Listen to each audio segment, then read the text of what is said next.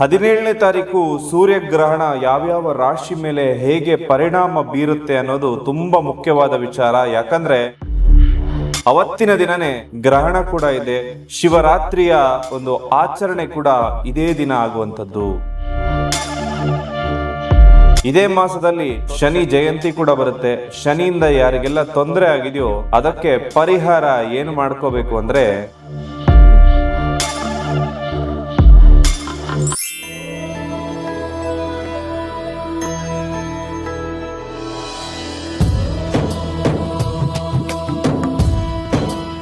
Gurudev, February ತಿಂಗಳ ಮಾಸ ಭವಿಷ್ಯ ಕಾರ್ಯಕ್ರಮಕ್ಕೆ ತಮಗೆಲ್ಲರಿಗೂ ಕೂಡ ಪ್ರೀತಿಯ ಸ್ವಾಗತ. ಮೊದಲನೇ ಸರಿ ನಮ್ಮ ಚಾನೆಲ್ಗೆ ಬಂದಿದ್ರೆ ದಯವಿಟ್ಟು ಸಬ್ಸ್ಕ್ರೈಬ್ ಮಾಡ್ಕೊಳ್ಳಿ, ಹಾಗೆ ಪಕ್ಕದಲ್ಲಿರುವ ಬೆಲ್ ಐಕಾನ್ ಕೂಡ ಕ್ಲಿಕ್ ಮಾಡ್ಕೊಳ್ಳಿ ಅಂತ ಹೇಳ್ತಾ, ಫೆಬ್ರವರಿ ಮಾಸದಲ್ಲಿ ವಿಶೇಷವಾಗಿರತಕ್ಕಂಥದ್ದು ಶಿವರಾತ್ರಿ, ಗ್ರಹಣ, ಅಮಾವಾಸ್ಯೆ ಎಲ್ಲವೂ ಕೂಡ ಒಂದೇ ದಿನ ಬಂದಿರತಕ್ಕಂಥದ್ದು. ಈ ಸಂದರ್ಭದಲ್ಲಿ ಬಹಳ ವಿಶೇಷವಾಗಿರತಕ್ಕಂಥ ಒಂದು ಕಷ್ಟ ನಿವಾರಣೆ ಆಗ್ಲಿಕ್ಕೆ ಒಂದು ತಂತ್ರವನ್ನ ಕೂಡ ತಮ್ಮೆಲ್ಲರಿಗೂ ಕೂಡ ತಿಳಿಸ್ಕೊಡ್ತಾ ಇದ್ದೇನೆ. ಇದನ್ನ ತಾವೆಲ್ಲರೂ ಕೂಡ ಮನೆಯಲ್ಲೇ ಮಾಡಬಹುದು. ಅಷ್ಟ ಐಶ್ವರ್ಯಗಳನ್ನ ಕೂಡ ಈ ಒಂದು ಸುಲಭ ತಂತ್ರವನ್ನ ಮನೆಯಲ್ಲಿ ಮಾಡೋದ್ರಿಂದ ನಿಮಗೆ ಸಿದ್ಧಿಯಾಗುತ್ತೆ.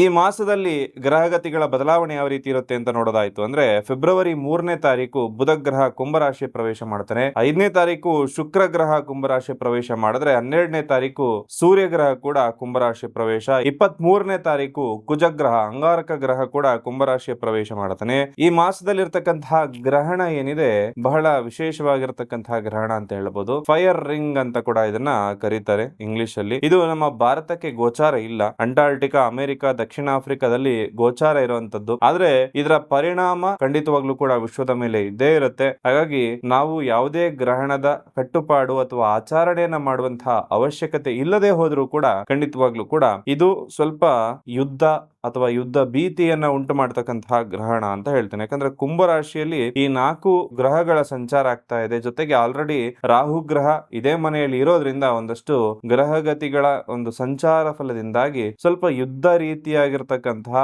ಒಂದು ಪರಿಸ್ಥಿತಿ ವಿಶ್ವದಲ್ಲಿ ನಿರ್ಮಾಣ ಆಗ್ಬೋದು. ಈಗ ನಮ್ಮ ದೊಡ್ಡ ದೊಡ್ಡ ದೇಶಗಳು ಹೋಗ್ತಾ ಇರುವಂತಹ ದಾಟಿಯನ್ನ ನೋಡಿದ್ರು ಕೂಡ ಅದೇ ರೀತಿಯಾಗಿರ್ತಕ್ಕಂತಹ ಕಾಮನೆಗಳು ಕಂಡು ಬರುತ್ತೆ. ಹಾಗೆ ವಿಶೇಷವಾಗಿರ್ತಕ್ಕಂತಹ ತಂತ್ರ, ನನ್ನ ಜೀವನದಲ್ಲಿ ಏನಾದ್ರೂ ಸಾಧನೆ ಮಾಡಬೇಕು, ಜೀವನ 6ಕ್ಕೆ ಏರ್ತಾ ಇಲ್ಲ, 3ಕ್ಕೆ ಇಳಿತಾ ಇಲ್ಲ, ತುಂಬಾ ತ್ರಿಶಂಕು ಸ್ಥಿತಿಯಲ್ಲಿದೆ, ಎಷ್ಟೇ ಕಷ್ಟಪಟ್ಟು ದುಡಿದ್ರು ಕೈಯಲ್ಲಿ ದುಡ್ಡು ನಿಲ್ತಾ ಇಲ್ಲ, ಆರೋಗ್ಯ, ವ್ಯಾಪಾರ, ವ್ಯವಹಾರ ಇನ್ನಿತರ ಹಲವಾರು ಪ್ರೀತಿ ಪ್ರೇಮ, ಒಂದು ಗಂಡ ಹೆಂಡತಿ ಜೀವನದಲ್ಲಿ ತೊಂದರೆಗಳಾಗ್ತಾ ಇರುವಂತವ್ರು ಮನೆಯಲ್ಲಿ ವಿಶೇಷವಾಗಿರ್ತಕ್ಕಂತಹ ತಂತ್ರ ಒಂದಿದೆ, ಅದನ್ನ ಮಾಡ್ಕೋಬಹುದು. ಪ್ರತಿ ಸರಿ ಅಂತ ಈ ಸರಿ ಒಂದು ಸುಲಭವಾಗಿರ್ತಕ್ಕಂತಹ ತಂತ್ರವನ್ನ ತಿಳಿಸ್ಕೊಡ್ತಾ ಇದ್ದೇನೆ. ಅದನ್ನ ಇಂಟ್ರೆಸ್ಟ್ ಇರುವಂತವ್ರು ಮಾಡಬಹುದು. ಇಲ್ಲಾಂದ್ರೆ ಲಾಸ್ಟ್ ಪಾರ್ಟ್, ನಿಮ್ಮ ಭವಿಷ್ಯ ತಿಳಿತಕ್ಕಂಥದ್ದು ಈ ಒಂದು ಅರ್ಧ ಭಾಗವನ್ನ ಸ್ಕಿಪ್ ಮಾಡ್ಕೊಂಡ್ರೆ ಕೊನೆಯ ಭಾಗದಲ್ಲಿ ಭವಿಷ್ಯ ಹೇಳಿದ್ರೆ ಡೈರೆಕ್ಟ್ ಅದನ್ನ ನೋಡ್ಕೊಳ್ಬಹುದು.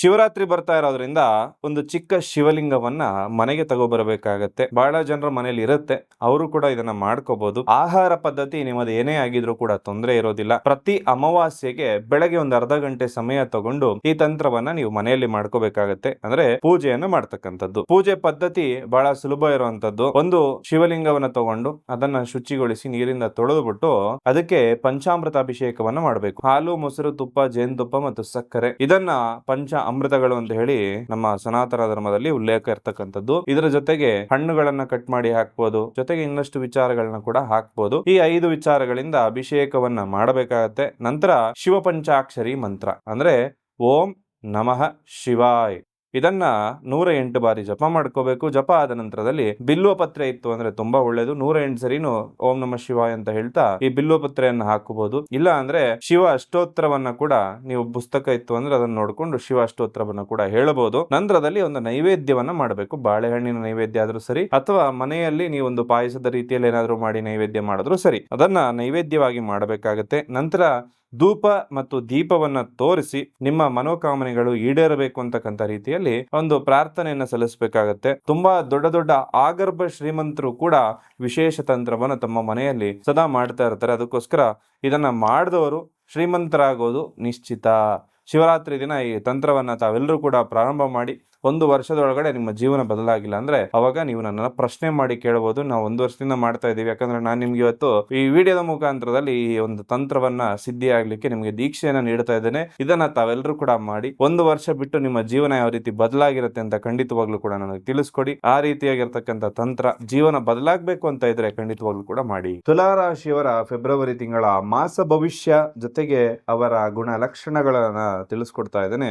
ಈ ರಾಶಿಯವರು ಯಾವಾಗ್ಲೂ ಕೂಡ ಸಂತೋಷದಿಂದ ಇರಬೇಕಂತಕ್ಕಂಥ ಮನಸ್ಥಿತಿಯವರಾಗಿರ್ತಾರೆ. ಇವರು ಎಲ್ಲರನ್ನ ಕೂಡ ಮೆಚ್ಚಿಸೋದಕ್ಕೋಗಿ ಸಾರ್ವಜನಿಕ ಕ್ಷೇತ್ರದಲ್ಲಿ ಒಂದಷ್ಟು ಎಂಟರ್ಟೈನ್ಮೆಂಟ್ ಫೀಲ್ಡ್ ಅಲ್ಲಿ ಖಂಡಿತವಾಗ್ಲೂ ಕೂಡ ಅವರು ತೊಡಗಿಸ್ಕೊಟ್ಟಿರ್ತಾರೆ. ಶೀಘ್ರ ಕೋಪಿಗಳಾಗಿರ್ತಾರೆ, ಅಷ್ಟೇ ಬೇಗ ಸಮಾಧಾನ ಕೂಡ ಆಗ್ತಾರೆ. ಹಾಗೆ ಇವರಿಗೆ ಎಷ್ಟು ಬೇಗ ಒಂದು ಕೋಪ ಕಮ್ಮಿ ಆಗುತ್ತೋ ಅಷ್ಟೇ ಶಾಂತ ವ್ಯಕ್ತಿಗಳು ಕೂಡ ಇವರಾಗಿರ್ತಾರೆ. ವ್ಯಾಪಾರ ವ್ಯವಹಾರಗಳಲ್ಲಿ ಎಲ್ಲಾ ತಂತ್ರಗಳನ್ನ ಕೂಡ ಅರಿತವರಾಗಿರ್ತಾರೆ. ಅಂದ್ರೆ ಯಾವ ರೀತಿ ಟ್ಯಾಕ್ಟಿಕ್ಸ್ ನ ಯೂಸ್ ಮಾಡಬೇಕು ಅಂತ ಹೇಳಿ ಅರ್ಥ ಮಾಡ್ಕೊಂಡಿರ್ತಾರೆ. ಹಾಗೆ ವ್ಯಾಪಾರದಲ್ಲಿ ಗುಣವೂ ಕೂಡ ಇವರಿಗೆ ಬಹುತೇಕ ಚೆನ್ನಾಗಿದೆ. ವ್ಯಾಪಾರ ಮಾಡುವಂತಹ ಒಂದು ಕೈ ಹಿಡಿಯುವಂತಹ ವ್ಯವಹಾರ ಇವರದಾಗಿರುತ್ತೆ. ಇವರದ್ದು ಸ್ವಲ್ಪ ಚಂಚಲವಾಗಿರ್ತಕ್ಕಂತಹ ಮನಸ್ಥಿತಿ ಆಗಿರುತ್ತೆ. ಇವರು ಉದ್ಯೋಗವನ್ನ ಆಗಾಗ ಬದಲಾಯಿಸತಕ್ಕಂತಹ ಒಂದಷ್ಟು ಪರಿಸ್ಥಿತಿ ಕೂಡ ಬರಬಹುದು. ಈ ಮಾಸದಲ್ಲಿ ಸ್ವಲ್ಪ ಕೆಲಸ ಬದಲಾಗುವಂತಹ ಲಕ್ಷಣಗಳು ಕೂಡ ಬರುತ್ತೆ.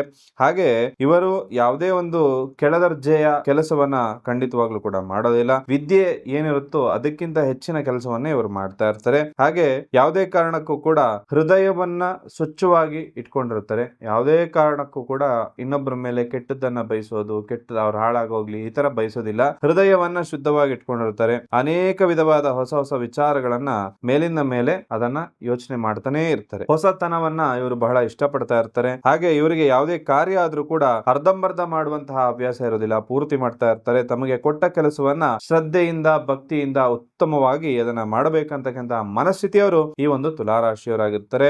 ಲಾಂಛನ ಬಂದು ತಕ್ಕಡಿಯಾಗಿರುತ್ತೆ. ರಾಶಿಯಾಧಿಪತಿ ಶುಕ್ರ ಆಗಿರುತ್ತೆ. ತತ್ವ ಬಂದು ವಾಯುತತ್ವ ರಾಶಿ ಆಗಿರುತ್ತೆ. ದಿಕ್ಕು ಬಂದು ಪಶ್ಚಿಮ ದಿಕ್ಕು ಇವರಿಗೆ ತುಂಬಾ ಚೆನ್ನಾಗಿ ಆಗಬರುತ್ತೆ. ಹಾಗೆ ರತ್ನ ಬಂದು ವಜ್ರವನ್ನ ಈ ರಾಶಿಯವರು ಧರಿಸ್ಕೋಬಹುದು. ಅದೃಷ್ಟದ ಬಣ್ಣ ಬಿಳಿ ಮತ್ತೆ ನೀಲಿ ಬಣ್ಣ ಆಗಿರುತ್ತೆ. ಅದೃಷ್ಟದ ದೇವತೆ ಶ್ರೀ ಮಹಾಲಕ್ಷ್ಮಿ ಆಗಿರುತ್ತೆ. ಹಾಗೂ ಅದೃಷ್ಟ ತರತಕ್ಕಂತಹ ಸಂಖ್ಯೆ ಬಂದು 4, 6, 7 ಮತ್ತು 9 ಆಯ್ತು ಅಂದ್ರೆ ಅದೃಷ್ಟದ ದಿನಾಂಕ 6, 15, 24 ಆಗಿರುತ್ತೆ. ಮಿತ್ರ ರಾಶಿ ಬಂದು ಮಿಥುನ, ಕಟಕ ಮತ್ತು ಕುಂಭ ರಾಶಿ ಆಗಿತ್ತು ಅಂದ್ರೆ ಶತ್ರು ರಾಶಿಯವರಿಗೆ ಸಿಂಹ ರಾಶಿ ಆಗಿರುತ್ತೆ. ಇವರಿಗೆ ಫೆಬ್ರವರಿ ಮಾಸದಲ್ಲಿ ಇರ್ತಕ್ಕಂತಹ ಬದಲಾವಣೆಗಳೇನೆಂದ್ರೆ, ಫೆಬ್ರವರಿ ಮಾಸದ ಮೊದಲ ಅಂದ್ರೆ ಪ್ರಾರಂಭದಲ್ಲಿ ರವಿ, ಬುಧ, ಶುಕ್ರ, ಕುಜ 4ನೇ ಸ್ಥಾನದಲ್ಲಿ ಇತ್ತು ಅಂದ್ರೆ ರಾಹು 5ನೇ ಸ್ಥಾನ, ಶನಿ 6ನೇ ಸ್ಥಾನ, ಗುರು 9, ಕೇತು 11ನೇ ಸ್ಥಾನದಲ್ಲಿ ಇರುತ್ತೆ. ಹೀಗಾಗಿ ಮನೆ, ಆಸ್ತಿ ನವೀಕರಣ ಯೋಗಗಳು ಬರುತ್ತೆ. ಮಕ್ಕಳಿಂದ ಆಕರ್ಷಕೀಯವಾಗಿ ಒಂದಷ್ಟು ಬೆಳವಣಿಗೆಗಳು ಕೂಡ ಈ ಮಾಸದಲ್ಲಿ ಆಗ್ಬಹುದು. ಐಷಾರಾಮಿ ವಸ್ತುಗಳನ್ನ ಖರೀದಿ ಮಾಡ್ತಕ್ಕಂತಹ ಮನಸ್ಸು ನೀವು ಮಾಡಬಹುದು. ಕೋರ್ಟ್ ಕಚೇರಿಯಲ್ಲಿ ಏನಾದ್ರು ಕೇಸ್ ನಡೀತಾ ಇತ್ತು ಅಂದ್ರೆ ಅದರಲ್ಲಿ ಪ್ರಗತಿ ಆಗುತ್ತೆ. ಹಾಗೂ ವಿದ್ಯಾರ್ಥಿಗಳಿಗೆ ಉತ್ತಮವಾಗಿರ್ತಕ್ಕಂತಹ ಸಮಯ ಇದಾಗಿರುತ್ತೆ. ಆರ್ಥಿಕ ಸಮಸ್ಯೆಗಳು ಬಗೆಹರಿಬಹುದು. ಕುಟುಂಬದಲ್ಲಿ ಹಿರಿಯರ ಅನಾರೋಗ್ಯ ಅಥವಾ ಆರೋಗ್ಯದಲ್ಲಿ ತೊಂದರೆಗಳಿತ್ತು ಅಂದ್ರೆ ಅದು ಸ್ವಲ್ಪ ಸರಿ ಹೋಗುವಂತಹ ಮಾಸ ಆಗಿರುತ್ತೆ. ಬಂಧು ಮಿತ್ರರೊಂದಿಗೆ ದೂರ ಪ್ರಯಾಣ ಯೋಗಗಳು ಕೂಡ ಬರುತ್ತೆ. ಅಮೂಲ್ಯ ವಸ್ತು ಒಂದು ಕಳೆದು ಹೋಗುವಂತಹ ಮಾಸ ಆಗಿರುತ್ತೆ. ನಿಮ್ಮ ಜೀವನದಲ್ಲಿ ಎಷ್ಟು ಪ್ರಯತ್ನ ಮಾಡಿದ್ರೂ ಕೂಡ ಫಲ ಸಿಗ್ತಾ ಇಲ್ಲ. ಹಣ ಬರುತ್ತೆ ಆದ್ರೆ ಕೈಯಲ್ಲಿ ಉಳಿತಾ ಇಲ್ಲ. ಒಂದು ತಪ್ಪಿದ್ರೆ ಇನ್ನೊಂದು ಸಮಸ್ಯೆ ಆಗ್ತಾನೆ ಇರುತ್ತೆ. ಎಲ್ಲೋ ವಿಚಾರದಲ್ಲೂ ಕೂಡ ಅಡೆತಡೆಗಳೇ ಆಗ್ತಾ ಇದೆ. ಮನಸ್ಸಿಗೆ ಶಾಂತಿ ಇಲ್ಲ ಅನ್ನೋ ಭಾವನೆ ನಿಮ್ಮನ್ನ ಕಾಡ್ತಾ ಇದ್ರೆ, ನೀವು ಎಷ್ಟೇ ಶ್ರಮ ವಹಿಸಿ ಕೆಲಸ ಮಾಡಿದ್ರೂ ಕೂಡ ನಿಮಗೆ ಫಲ ಸಿಗ್ತಾ ಇಲ್ಲ ಅಂದ್ರೆ ಇದಕ್ಕೆ ಕಾರಣ ಏನು ಅಂದ್ರೆ ನಿಮ್ಮ ಎನರ್ಜಿಯಲ್ಲಿ ಸಪೋರ್ಟ್ ಇಲ್ಲದೆ ಇರುವಂತದ್ದು. ವೇದ ಜ್ಯೋತಿಷ್ಯದ ಪ್ರಕಾರ ಪ್ರತಿ ರಾಶಿಗೂ ಕೂಡ ನಿರ್ದಿಷ್ಟ ಶಕ್ತಿಯ ರತ್ನಗಳನ್ನು ಹಾಕೋಬೇಕು. ಅವನ್ನ ಸರಿಯಾದ ವಿಧಾನದಲ್ಲಿ ಧರಿಸೋದ್ರಿಂದ ಜೀವನದ ದಿಕ್ಕೇ ಬದಲಾಗುತ್ತೆ.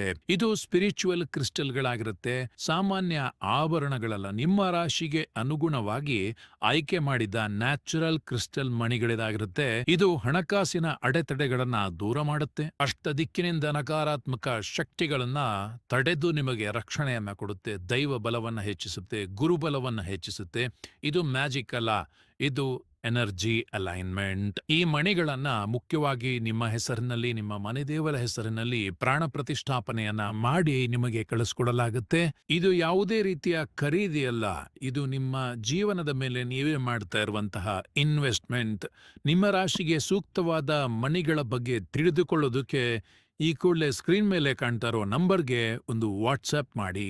ಪಾರ್ವತಿ ದೇವಿಯ ದೇವಸ್ಥಾನ ಇತ್ತು ಅಂದ್ರೆ ಒಂದ್ಸಲಿ ಹೋಗ್ಬಿಟ್ಟು ಬನ್ನಿ. ಅಲ್ಲಿ ದುರ್ಗಾದೇವಿಯ ದೇವಸ್ಥಾನ ಇತ್ತು ಅಂದ್ರೆ ತೊಂದರೆ ಇಲ್ಲ, ಅಲ್ಲಿ ಹೂವಿನ ಸೇವೆಯನ್ನ ಮಾಡಿ ಅಂತಕ್ಕಂಥ ಮಾತನ್ನ ಹೇಳ್ತೇನೆ. ಕೆಲಸ ಕಾರ್ಯ ಸ್ಥಗಿತ ಆಗಿತ್ತೆ, ಅದೇ ಕೆಲಸ ನಡೀತಾ ಇಲ್ಲ, ಮನೆ ಕಟ್ಟಬೇಕು, ಅರ್ಧಕ್ಕೆ ನಿಂತಿದೆ ಅಂದ್ರೆ ಖಂಡಿತವಾಗ್ಲೂ ಒಂದು ಪರಿಹಾರ ಹೇಳ್ತೀನಿ, ಅದನ್ನ ಮಾಡಬಹುದು. ವಿಡಿಯೋದ ಕೊನೆಗೆ ಆ ಪರಿಹಾರವನ್ನ ನಿಮ್ಗೆ ತಿಳಿಸ್ಕೊಡ್ತೇನೆ. ನಿಮ್ಮ ಭಾವನೆಗಳು, ನೀವೇನಾದ್ರೂ ನೋವು ತುಂಬಿಕೊಂಡು ನಿಮ್ಮ ಕುಟುಂಬದವ್ರು ನಿಮ್ಗೆ ಆಗ್ತಾ ಇಲ್ಲ, ದಾನ ಧರ್ಮ ಎಷ್ಟೇ ಮಾಡಿದ್ರು ಕೂಡ ನನಗೆ ಜೀವನದಲ್ಲಿ ಏಳಿಗೆ ಆಗ್ತಾ ಇಲ್ಲ ಅಂದ್ರೂ ಕೂಡ ಈ ಪರಿಹಾರವನ್ನ ನೀವು ಮಾಡಬಹುದು. ಹಣಕಾಸು ಅಪವ್ಯಯ ಆಗದಂತೆ, ಅಂದ್ರೆ ನೀವು ಅಂದುಕೊಂಡ ರೀತಿಯಲ್ಲಿ ಸುಮ್ಮನೆ ವೇಸ್ಟೇಜ್ ಆಗದಂತೆ ಈ ಮಾಸದಲ್ಲಿ ನೀವು ಸ್ವಲ್ಪ ಹೆಚ್ಚಿನ ಮನಸ್ಥಿತಿಯನ್ನ ಸರಿಯಾಗಿ ಇಟ್ಕೊಂಡು ಯಾವ್ದು ಖರ್ಚು ಬೇಕೋ ಅದನ್ನ ಮಾತ್ರ ಮಾಡಿ. ಹಾಗೂ ಕೀರ್ತಿ, ಗೌರವ, ಪ್ರತಿಷ್ಠೆ ಕೂಡ ಈ ಮಾಸದಲ್ಲಿ ದೊರಕಲಿದೆ. ನೀವು ತಿನ್ನುವ ಆಹಾರದಲ್ಲಿ ಹೆಚ್ಚಿನ ಎಚ್ಚರಿಕೆಯನ್ನು ವಹಿಸ್ಕೋಬೇಕಾಗತ್ತೆ.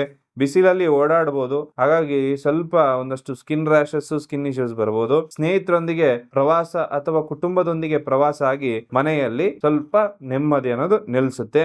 ಪರಿಹಾರ ಒಂದು ಹೇಳ್ತೀನಿ ಅಂತ ಹೇಳಿದ್ದೆ, ಈ ಮಾಸದಲ್ಲಿ ಶಿವನಿಗೆ ಅಭಿಷೇಕವನ್ನ ಮಾಡಿಸಿ, ಖಂಡಿತವಾಗ್ಲೂ ಕೂಡ ಶುಭ ಫಲಗಳು ನಿಮಗೆ ಪ್ರಾಪ್ತಿಯಾಗುತ್ತೆ. ಹಾಗೂ ಹಣೆಗೆ ಕೇಸರಿಯ ತಿಲಕವನ್ನು ಧರಿಸ್ಕೋಬೇಕಾಗತ್ತೆ. ಕಡಲೆ ಬೇಳೆಯನ್ನ ಹರಿಯುವ ನದಿಯಲ್ಲಿ ಒಂದು ಮುಷ್ಟಿಯಷ್ಟಾದ್ರೂ ಬಿಡಬೇಕಾಗತ್ತೆ. ದುರ್ಗಾ ದೇವಾಲಯಕ್ಕೆ ಹೋಗಿ ನಿಂಬೆಹಣ್ಣಿನ ಹಾರವನ್ನ ಸಮರ್ಪಣೆ ಮಾಡ್ಕೊಳ್ಳಿ. ರವಿವಾರ ನಾಗರಕಲ್ಲಿಗೆ ಹೋಗಿ ಹಾಲನ್ನು ಸಮರ್ಪಣೆ ಮಾಡ್ಕೊಂಡು ಬನ್ನಿ. ಖಂಡಿತವಾಗ್ಲೂ ನೀವು ಅನ್ಕೊಂಡಿರೋ ಕೆಲಸ ಕಾರ್ಯಗಳೆಲ್ಲವೂ ಕೂಡ ಶುಭವಾಗಿ ನಡೆಯುತ್ತೆ. ನೀವು ಅನ್ಕೊಂಡಿರೋದು ಎಲ್ಲವೂ ಕೂಡ ನಡೀಲಿ ಅಂತ ಹೇಳಿ ಭಗವಂತನಲ್ಲಿ ಪ್ರಾರ್ಥನೆ ಮಾಡ್ತಾ ಸರ್ವೇ ಜನಃ ಸುಖಿನೋ ಭವಂತು.